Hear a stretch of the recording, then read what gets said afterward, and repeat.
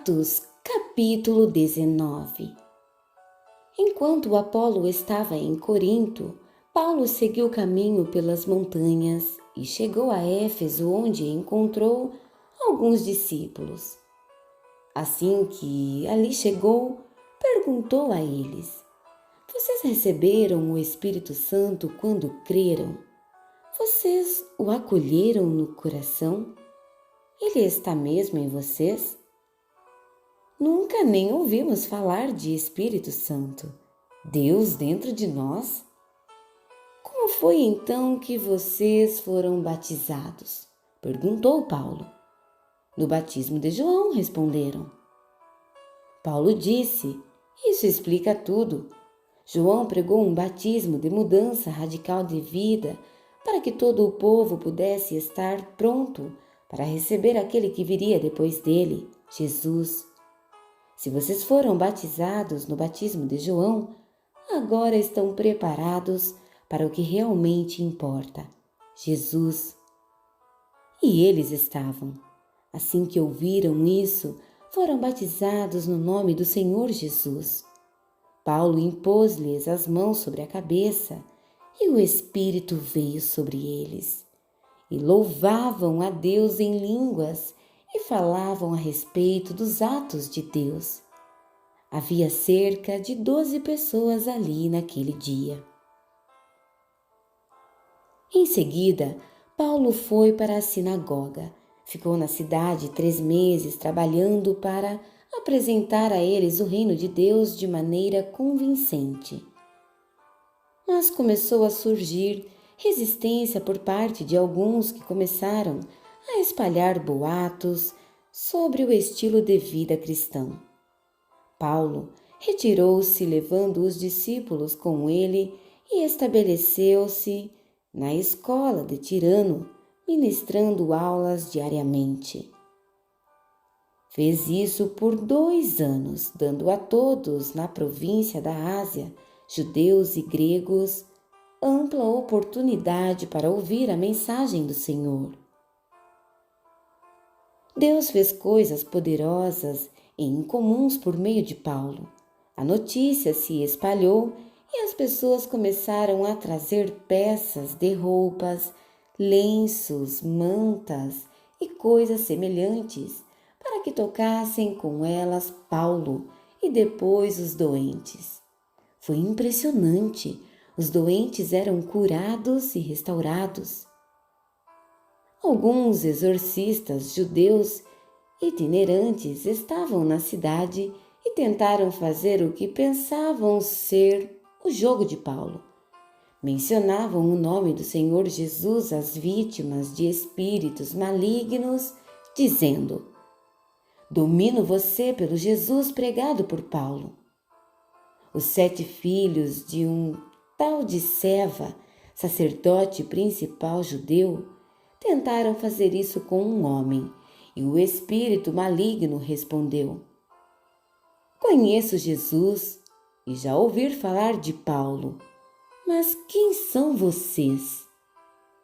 Então o possesso ficou enlouquecido, pulou sobre os exorcistas, que levaram uma boa surra e ficaram de roupa rasgada. Nus e sangrando, eles fugiram dali. O fato se tornou conhecido de toda a Éfeso, entre judeus e gregos. Espalhou-se a convicção de que Deus estava por trás de tudo aquilo. A curiosidade a respeito de Paulo transformou-se em reverência pelo Senhor Jesus. Muitos dos que creram abandonaram a feitiçaria. Magos e feiticeiras vieram com seus livros de feitiços e fizeram uma fogueira imensa com eles. O valor dos livros chegou a 50.000 moedas de prata. Assim, ficou evidente que a palavra do Senhor fora vitoriosa em Éfeso. Depois disso, Paulo decidiu que era tempo de ir para as províncias da Macedônia e da Acaia e de lá para Jerusalém. Ele disse: Vou para Roma, preciso ir para lá.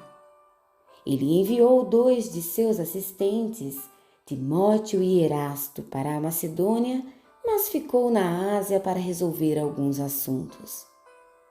Antes de partir, ocorreu em Éfeso um grande tumulto a respeito do que era conhecido como o Caminho. Certo ourives, Demétrio, chefiava um negócio de manufatura de relicários da deusa Ártemis e empregava muitos artesãos. Ele reuniu seus empregados e outros que lhe prestavam serviços e disse: Homens, vocês sabem que temos um bom negócio aqui e já viram como Paulo se intromete no que fazemos para nos desacreditar, afirmando que não existem deuses feitos por mãos humanas. Muita gente o apoia, não apenas aqui em Éfeso, mas por toda a província da Ásia.